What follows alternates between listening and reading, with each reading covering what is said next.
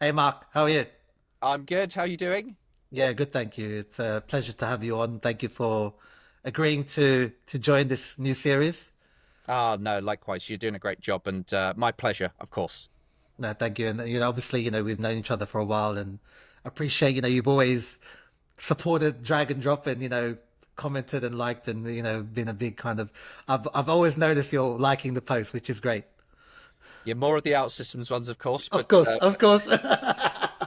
no, I mean, look, it's still a bit of an unknown entity, right? So I Yeah, think that we've spoken about this before that having more noise around yeah, clearly a different way of doing things is really important. So, and I've been in this space for a little while now, so and I've never really seen anything like it. The customer interviews, all the things that you're doing yeah. is just fantastic. So yeah, great job, and great to be here.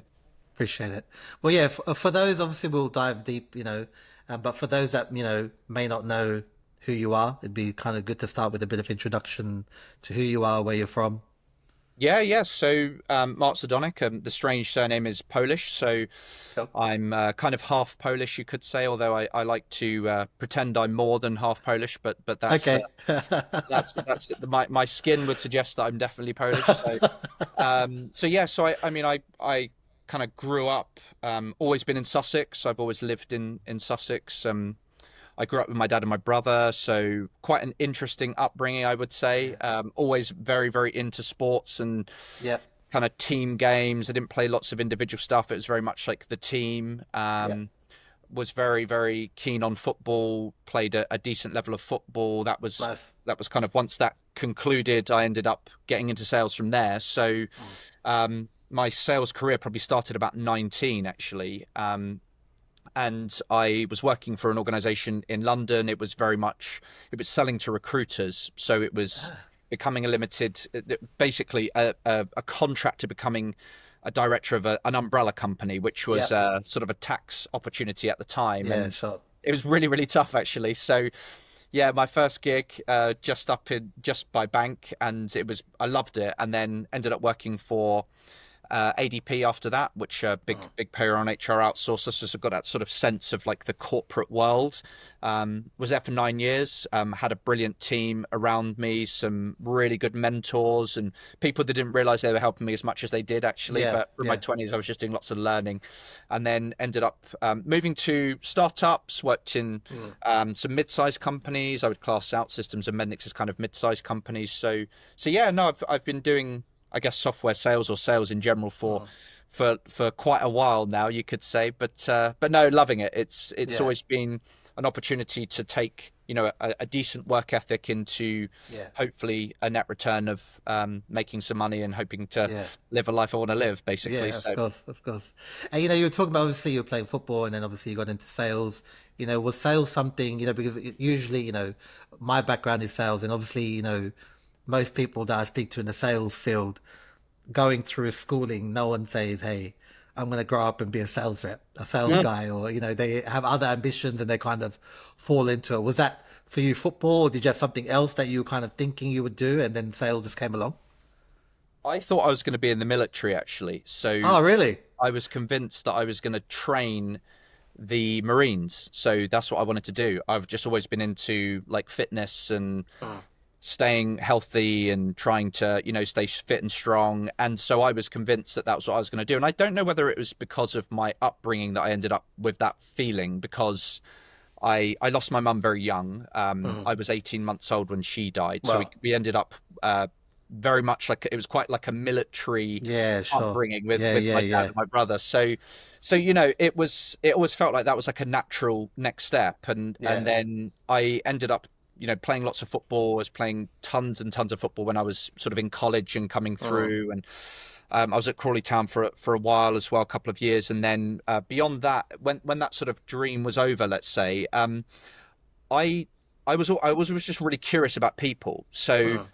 and and then it was like, oh, actually, you could be quite good at selling. I had a few friends that were doing all sorts of different things. One of the first football Mm. teams I played in, I was the youngest in the team. Mm. Everyone else was on like a grad scheme somewhere. They were selling yachts. One had his own Wow. estate agency. They were doing all these different things, and I was Yeah. just trying to figure out how do I craft my path? And I saw Uh, myself as relatively similar to them in terms of my desire to want to do something yeah, meaningful. And yeah, then it was like, okay, well, actually, the sales career could be interesting. And of course, yeah, back then it was still somewhat frowned upon that you'd be like, oh, you're in sales, and then of yeah, course yeah, yeah, yeah.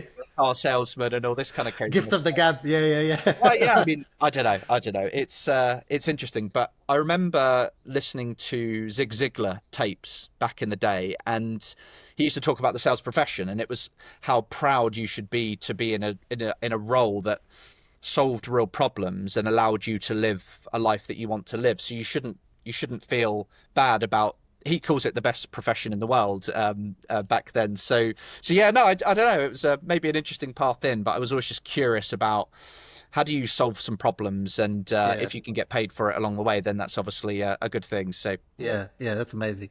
And when you kind of, obviously you're at OutSystems, selling, low code solutions. You've kind of one of those unique people that's worked for two of the low code players in the market. How can you kind of, compare the two, having worked for both, in regards to kind of go to market strategy. Obviously, you're with one now, you were with one before. How was that for you with the strategy side of things? so when I joined Mendix, they had already been bought by Siemens, and so Okay. when I never really had a before picture. Yeah, Um, sure. Many of my peers did have a before picture, and I think that it was a good thing for the organization at the time as it relates to, you know, an opportunity to be part of a very large organization with Siemens. Yeah. I suppose when I was first there, we had more of a sector strategy. So I was focused on retail and logistics at the time. So we had some decent enough wins. Yeah. My second year, I ended up working within the Siemens strategic accounts. So Oh, if they were sort of the top 20 Siemens accounts, I was working on Rolls-Royce, yeah. BAE, Dyson, various other organizations that were in that space. And so um, the strategy then was kind of like, we need to bolt on some Mendix Uh-huh. into these large accounts and solve some problems. And I Uh-huh. think that I was only there for 1 year during that period. But one of the things I really noticed is that it was very much like an evangelism story. We did a Yeah. lot of evangelism as a starting point before people could really get behind low code, because they're Uh-huh. like, we built our career around Yeah. developing software in Java or Yeah, React or sure. whatever. And this concept of low code seems like it just seems a bit noddy. We're not really Yeah. sure, all these tools come up all the time. If I compare that to, so I had 2 years between Uh-huh. moving into Yeah. OutSystems, and actually, I never thought I'd be on the red side, because Mendix talk a lot about Mendix Blue, which is Yeah, amazing. sure. And then it's now I'm on the red side, and Yeah, yeah. one of the things I'd noticed is that um, OutSystems sort of positioned themselves as the only independent low code provider, or certainly Uh-huh. one of the leaders at least. Yeah. And I didn't really know what that meant, if you Uh-huh. know what I mean. And, principally you understand it, but it's almost like, well, what value does that really bring to organizations? One of the things I've found that's been quite different at OutSystems is that we are we're pretty good across any size organization. Uh-huh. The Gartner Magic Quadrant talks about us being quite good in sort of the SMB space as well as Yeah. also the enterprise space. So I would say that the market has shifted quite a bit since I was working with Mendix. And Yeah. so the conversations we have with a CIO or a CTO is much more, yeah, we get it. Okay, you can solve a problem. I have a productivity challenge within my engineering function, and you can help me innovate faster. And I think you just have to kind of prove it. You just have to say, well, Uh-huh. let's take down one of your solutions on your backlog, Yeah. and let's see if we can do it quicker. And if we didn't, great, you've learned something. It's some free Yeah. consulting, whatever, right? But Yeah. but at least you gave us the opportunity to show you. And most of the time, it's a very well received message. Yeah. Wow, I saw low code as it being departmental. Oh, we use Power Yeah. Apps or whatever, So Uh-huh. it's not quite the same. But of course, there's 300 vendors or so within the Gartner Magic Quadrant, so you're always going to Yeah. get uh, a slightly different view of Yeah. what low code really means. So yeah, Yeah. I don't know. And Does that yeah, yeah, definitely. And with in regards to obviously traditional software has been around that's how everyone knows how to do it, right? So, having to go in and kind of, position out systems, with these businesses, what strategies do you use to kind of, stand out and kind of, make them listen to start with? So what we sell is quite technical. There's no doubt about it. If you look at the OAC, if you look at the various different people that support our organization, they are typically technical people. But of course, we are solving a business problem. So it's always a case of understanding how quickly are the competitors around them moving, and whether or not they are lagging based on their inability to be able to deliver software at a speed that is aligned with their competitors. So we tend to be very much focused on what are the big ticket items that they may or may not be able to solve with the tooling that they have today, and then try to showcase where we've done this in the past. So if you're working in a telco, for example, we have some really good telco stories. So actually, the chances are something that's relevant for one large telco is also going to be relevant for another. Yeah, sure. And actually having these kind of proven use cases that showcase how quickly we were able to do it, how much money they've saved, all this kind of good stuff. So I would say our focus generally is, yes, of course, technical teams are very, very important because they're the ones that have to manage this, maintain, look after security, all that kind of stuff. But what is the big business problem they are commissioned to deliver on, and are they doing it right? And in there isn't many companies you'll speak to that don't have a backlog, and so should they be on the backlog? Are they important? Who knows? But the point is that, by the way, wouldn't it be better if you could deliver even ideas 5 times faster, 10 times faster? Even if you don't go forward with it, it's fine. You've tried it out. You don't have to invest 6, 9, 12 months into a project just to say, do you know what, this actually isn't really what we wanted. So I would say that's probably our focus. Yeah, yeah. And when you kind of, like you said, it was a different time, Mendix, and 2 years later you had a gap, and then you're OutSystems. Coming into OutSystems, did you feel, did you have to change your strategy and the way you were selling, or did you feel a lot of what you learned with your time at Mendix you could actually use in your kind of selling style? Yes and no. So I think one of the things to note is that lots of organizations talk about playbooks and Mendix and all this kind of stuff, which is really important, right? And principally, I've worked for some amazing leaders that know these principles, and they've got some amazing success from having delivered on, in a playbook environment and using Mendix as their qualification. I think the thing I've noticed is that it's just like, how does this all come down from leadership? So are these people, is everyone aligned in what we're trying to do? What are the wow moments within the sales process that's saying to an organization, wow, this is what we should be doing? This absolutely, blows the socks off of what we've been able to do.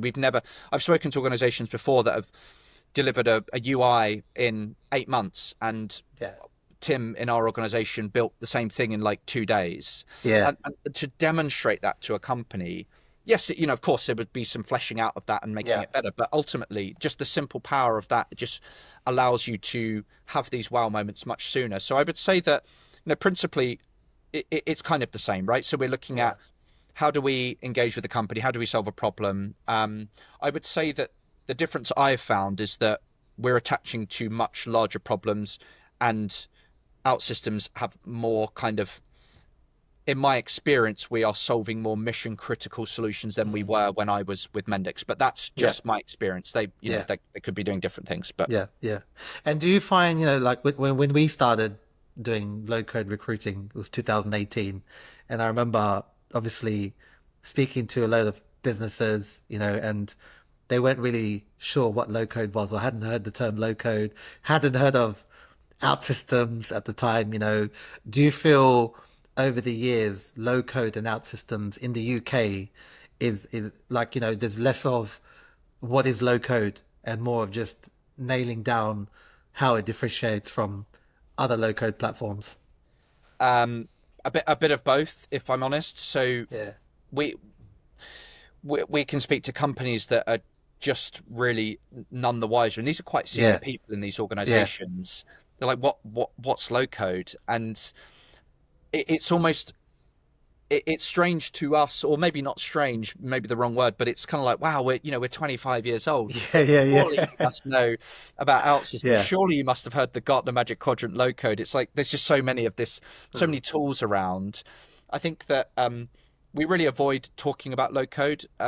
We talk much more about kind of app gen as it Yeah. relates to what we're actually able to deliver, because it puts you in a camp where someone will say, oh, we're already using Power Apps or Yeah. another, whatever it might be for workflow or for internal apps. Yeah. And then you find yourself in an environment where you're up against it from the very outset. Because if someone has purchased Microsoft, they're not going to be able to buy something else if they Yeah. think that there is similarities in what they're doing. Sure. So I guess we're very mindful of, what do we do? Hey, Mr. Customer, we can help you deliver on this backlog 5 to 10 times faster and 20% of the cost. Brilliant. That sounds great. Like, the mechanism with which we get there is almost not as important as the principle of what we're suggesting. So yeah, but yeah, absolutely. There is still a lot of education as it relates to low code or doing things faster. Yeah, and it ties in perfectly to my next question about, obviously there's still so many misconceptions, and one of them that you've touched on is, especially a lot of people I speak to, they talk about, you go in and they think, okay, Power Platform and OutSystems, it's the same thing, so we don't need to speak to, are there any other kind of common misconceptions you come across that, people are just still just none the wiser? So it's just for internal apps, or Yeah. it's, we can't do anything mission critical with low code. We wouldn't dare trying this for anything that's customer facing. Is all things that they have learnt from being burnt in the past, and that's not on us, right? It's just kind of how the market goes. You try new solutions. If a big vendor comes out with a new solution, you try it out, and probably they have access to it through a large enterprise license that they have with this customer or vendor, sorry. But our perspective is, we have to reshape the thinking around mission critical, because we have amazing use cases around mission critical applications, customer facing, highly scalable companies that have got like hundreds of thousands of users using the software, and it's working and it's delivering what they expected it to, but they just did it 5-10 times faster and much cheaper. So I think the key thing is around, like, it's all well and good. You're sort of talking about, a large telco I've worked with in the past, we delivered something in like a couple of months that they've told us would take 2 years to deliver if they'd done it in sort of traditional coding. But it's not just that. It's like the iterations. That's the part where you're saying, like for like, okay, yeah, you saved us some money there, but what does the future look like for this customer facing application that you're using? That's the area where I think it becomes the most valuable, is the continuous iterations. And I think that's sort of the misconception is that you're just for noddy internal apps. We would never use it externally. Yeah, yeah, interesting. And have you, ever had a situation where you're obviously speaking to a customer, and obviously trying to convince them for OutSystems, where it just looks like no chance, I'm not gonna close these guys, and you've managed to turn it around. Have you had a situation like that you can talk through? Yeah, I suppose this probably comes down to, like, do you really have a champion in the deal, and getting a little bit salesy on you. Like, we talk about like no champion, no deal, and it's so true, right? You need to have someone who is willing to go out on a limb for you, because what we're suggesting is different.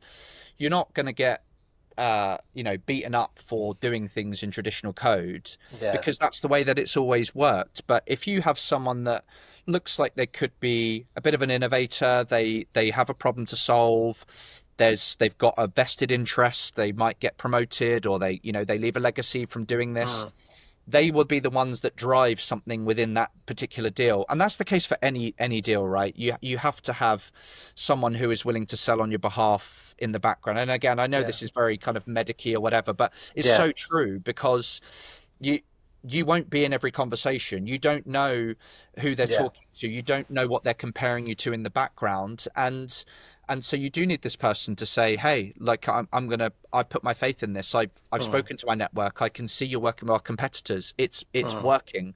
So we're going to try something. So yeah, I would say Openly from like a qualification point of view, I Yeah. would probably avoid any of the deals that I don't really have a champion in, because we're probably, water up a hill, I suppose, in Yeah. those. Yeah.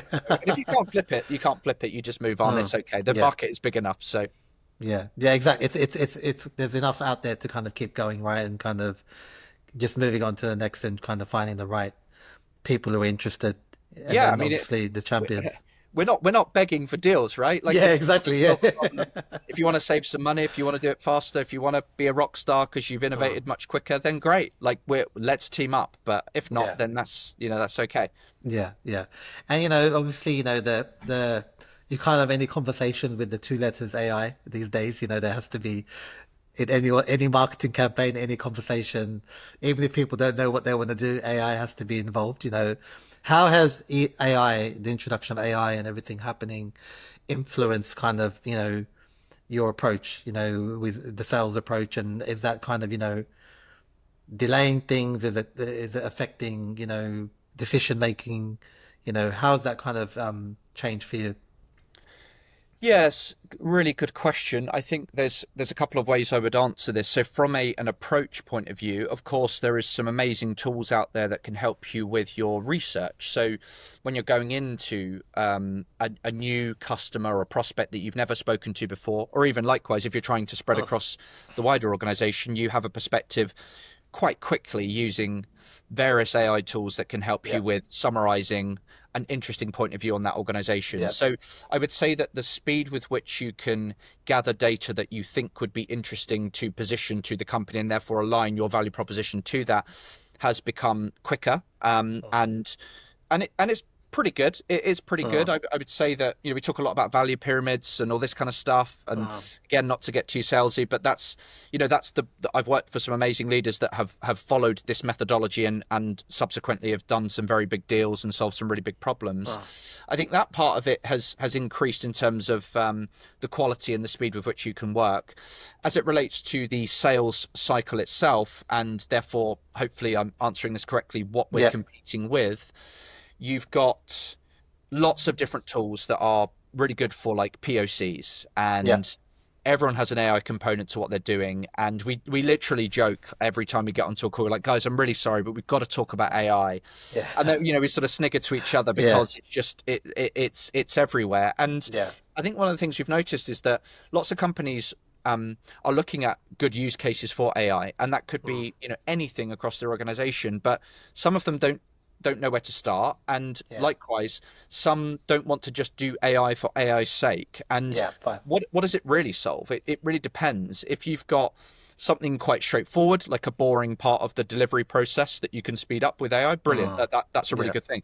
Having the human intervention that is supporting, complex areas or complex use cases, various different workflows, APIs, all the different things that mm, would be components of the apps.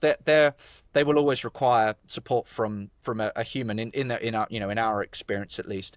So treading carefully because everyone has this. yeah, But I would say our sort of biggest, let's say, value prop against it is you can spin stuff up really quickly, yeah, but you probably wouldn't use these tools for complex applications. And that's yeah, kind of the principle of low code in general, I suppose, when you yeah, look at yeah, some of the other solutions on the market as well.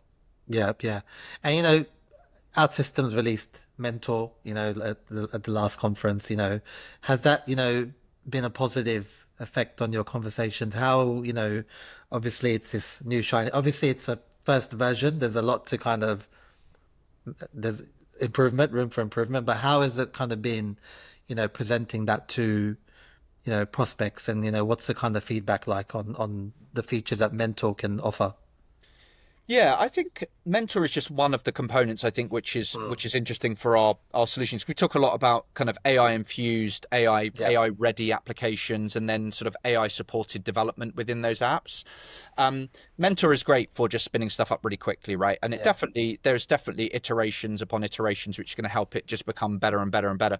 But I think it's a really good solution to just kind of bring to life stuff super quickly. You're talking about a spec into an app in like a couple of minutes. Yeah. And that in itself is not unique, but what is unique is that you can then take that into the power of the OutSystems platform in the background. So you've then got the value of being able to deliver 5 to 10 times faster, AI supported, all of the different things that you would want from the OutSystems platform without Mentor. So I think it's an element of like kind of keeping up with the Joneses to a certain extent as it relates to POCs really quickly, because you've got like Lovable, Cursor, all these different solutions that have they can spin stuff up quickly, but then what? Where do you go from there? And I would say that Mentor has allowed us to be in that park, as well as taking the greater value proposition of more complex apps and our little bit more our bread and butter solutions, let's say. Yeah, sure. And shifting to more kind of the sales side of things, obviously, there's a lot of people selling traditional software, SaaS products, or whatever, right? And I think, especially in our space of recruitment, even if we're hiring salespeople for low code businesses, partners, whatsoever, there's a lot of people who we may approach and that are hesitant to sell low code, right? There's a whole kind of, do I really want to be selling low code? It's going to be quite difficult. What would be your, what piece of advice would you give to someone, considering selling low code, starting a career in low code, or even has doubts of selling low code?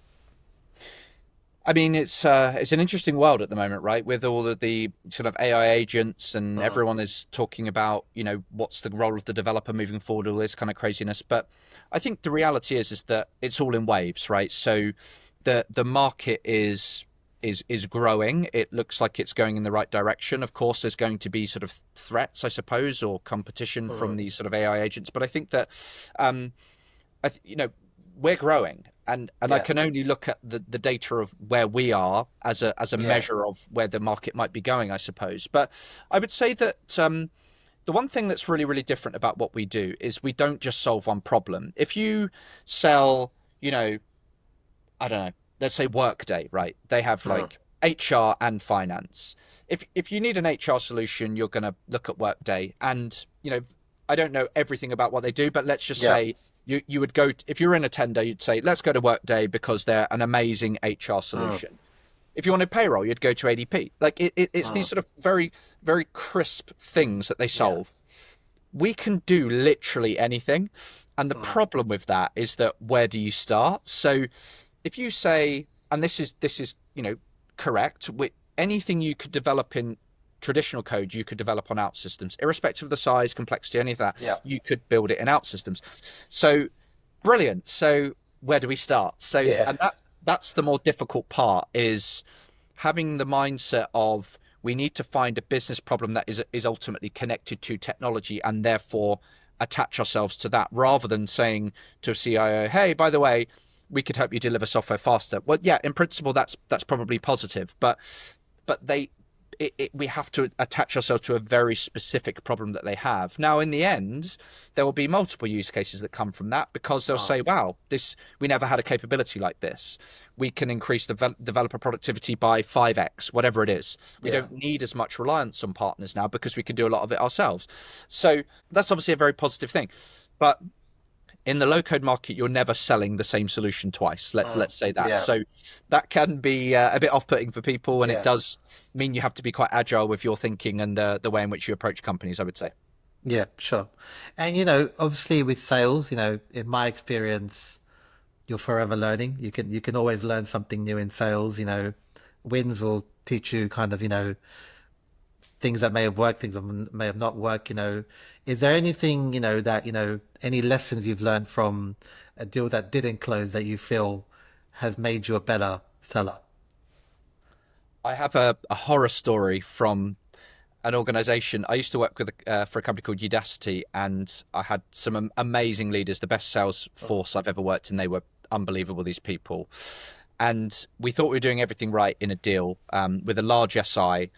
I was connected to the COO of a very large SI, 250,000 employees, this company. Wow. And we absolutely thought this was like, we could solve a real big problem here.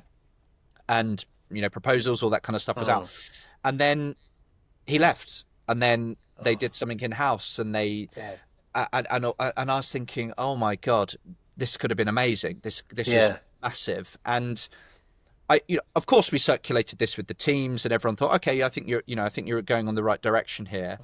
But just very quickly, you realise that being sort of single threaded, we did have quite a few connections within the account, but what we probably didn't have was political oversight of what was going on within the business. And subsequently, the thing we mentioned earlier about having proper champions, is this person really selling on my behalf? Do they really want to make a bet on me?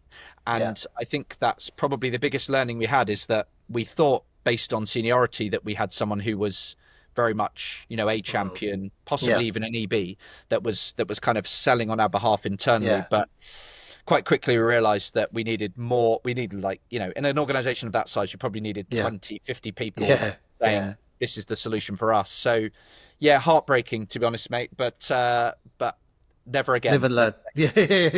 I mean, you get lots of people involved. I think that if you think you can solve the problem, and this was a very big problem they were trying to solve around training their staff and all this kind of stuff. So, but of course, a little bit too single threaded, and I'm trying to avoid that moving forward. Let's say. Sure. And obviously the sales game is, it's great, but it's also high pressured, stressful. We come across people, a lot of salespeople you'll see on their LinkedIn, for example, 1 year here, 1 year there, 1 year there, and it's quite usually obvious that targets were not hit or whatever, depending on the business. What do you think is kind of, and obviously it's difficult to consistently smash quotas, right? It's about kind of, but doing it as much as possible. So, what do you think is the secret behind, being successful in sales? Yeah, I think, and by the way, I've been there, right? So this is, I think that there's a few exceptions of people that have never struggled in an organization, haven't quite made it work. Their hiring manager left, they joined the wrong company, whatever it might be. You can only control the amount of research that you do on a business, looking at their profits, how they're doing, all this kind of stuff before you make the move to an organization. So, and to be fair, COVID did impact a lot of people as it relates to people moving around. So just to address that part, because I'm definitely not, I have not avoided that myself. It's been I think a lot of people have had challenging few years, but I would say, the things you can control, obviously making a good selection on the company that you join and what should you be looking for, great product market fit, a really good hiring manager that's been able to, has proven capability of coaching people, helping you in whatever journey you're trying to go in your career.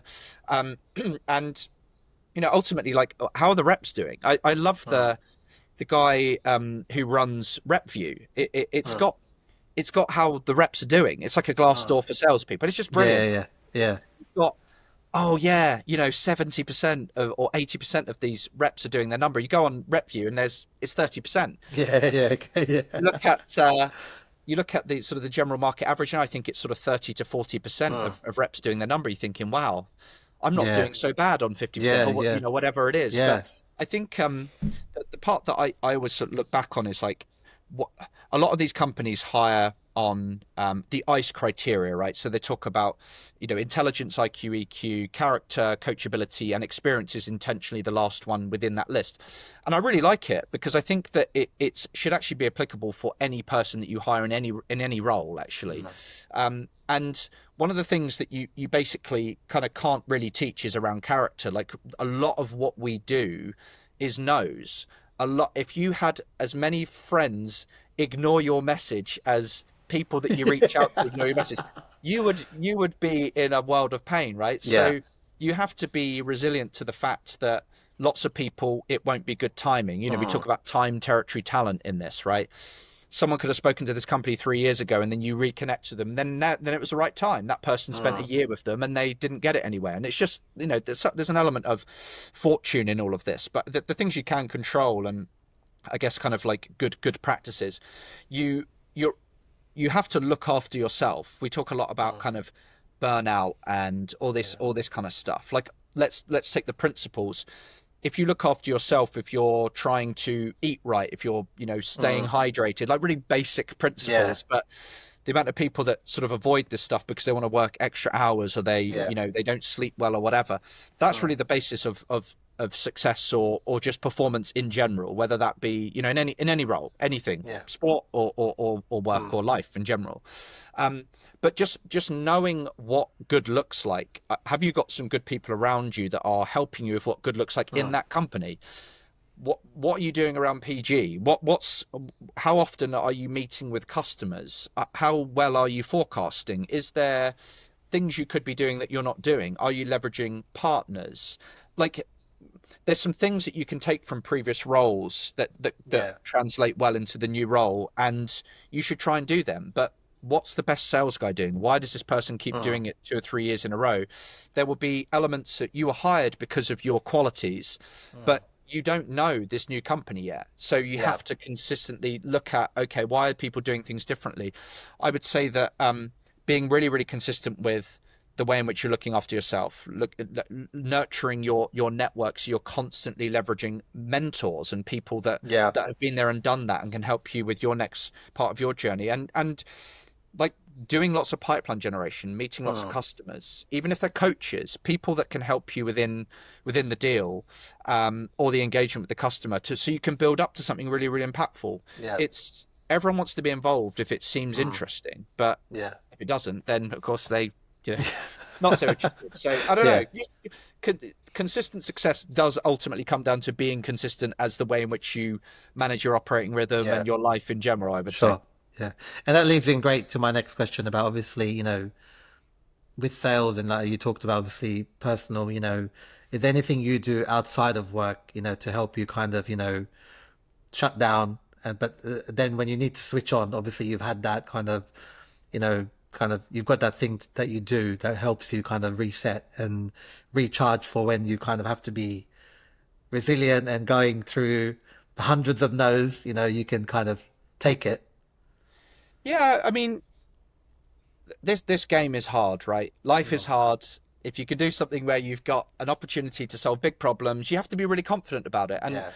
and if you think, oh, they're saying no again or whatever, I mean, openly, I don't really get many no's. I just don't get responses. Like they Yeah, just yeah. ignore, which Same. is fine. Yeah, I don't, yeah, at least they're not ballsy enough to say, Mark, this is nonsense. So and that, that's yeah. fine. I don't mind. I can take whatever. But I think that the things that have helped me a lot, is you're not alone, and being around a really good team, whether that's your friendship group or whether that's your internal team or whether that's your wider network. It's always really cool to be able to share these war stories. What's worked? I mean, I'm part of a AEs of London community, where I host a community. There's like 350 AEs in a WhatsApp group, Nice. and we have different events and stuff. And everyone's just constantly sharing different things that are going on. So, what's the new tools that are working? Oh, this could help you. Or hey, by the way, we've got a webinar coming up on outreach. Yeah. Whatever it might be. They're all things that I tend to try and lean on, which is sort of helping me with, hey, you're not alone. Like there's lots of people going Yeah. through this pain. But like, in general, leveraging the network a lot, trying to stay on top of things like fitness and stuff like that is always really important, just for switching off in general. But circulating ideas with either your mentor, official or unofficial mentors, or people you really trust, and they've become like they're like a confidant, let's say. Yeah, sure. Yeah, yeah.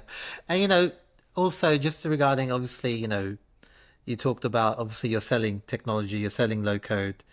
Do you feel, sales is a skill set that can be taught, or it needs to be someone who just, you either have it or you don't, right? There's a certain type of personality that is sometimes linked to a salesperson, but do you feel, someone who might not come across as very kind of outspoken, very confident, can be taught to be a successful salesperson? So I think they can be taught. I think everything that I was chatting to a good friend of mine who I used to work for and now is works with us, again at Yeah. OutSystems. Brilliant guy, and we were talking about like our personalities, and I just said I like to be alone. I just like to be alone. I'm Yeah. quite loud in a group of people, Yeah. but So we're talking about being an extroverted introvert, and Yeah, yeah, if you look at like kind of character traits and what yeah. makes up people that tend to do interesting things or are resilient or they can keep Mm, going each day irrespective of the weather, they keep going. mm, Um, they probably have some similarities in the way in which they operate. And again, kind of looking at that kind of ICE criteria, I think like smart people that want to learn and are actually open to the coaching will inevitably be good in sales, mm. because they can understand the room, they can understand human engagement, they can understand the cues, they know when to pause, they all the things that would be interesting in a human engagement. And then the playbook can come on top of that. So actually, Mm. you've got some people that probably never would have ever dreamed of being in sales that are probably the most successful people in their friendship groups or in the industry, Yeah, because they're just super yeah, smart and they know how to use their skills. I would say that that part can be taught. I think one of the things you notice, and having played lots of team sports, you mm, can't teach character. yeah, Someone is either gritty or they're not, and it's almost this kind of innate ability to be able to just keep going. And you know we all get tired, like we've all got stuff going on in our yeah, lives, but actually to know that the greater the goal is X, and having a clear yeah, path as to how you get there, that will have loads and loads of setbacks. You don't always hit your quarter, you don't always hit your yeah. your leading indicators, but have you got a plan to get there? Yes, I do. So then, Mm, therefore, your hiring manager or your leaders, they know we bet on this guy. yeah. He's going to keep going. So, yeah, I would say it's both. Like you can train people, smart people who are open to the coaching, but I think character is this kind of innate thing within you. Let's say. Yeah, yeah, that's great. And as someone who's speaking to, your role is speaking to business leaders all the time, right? That's what you're doing. Is there something that, have you ever been in a conversation where you've been quite surprised? What's the most surprising thing, a business leader's said to you during a conversation?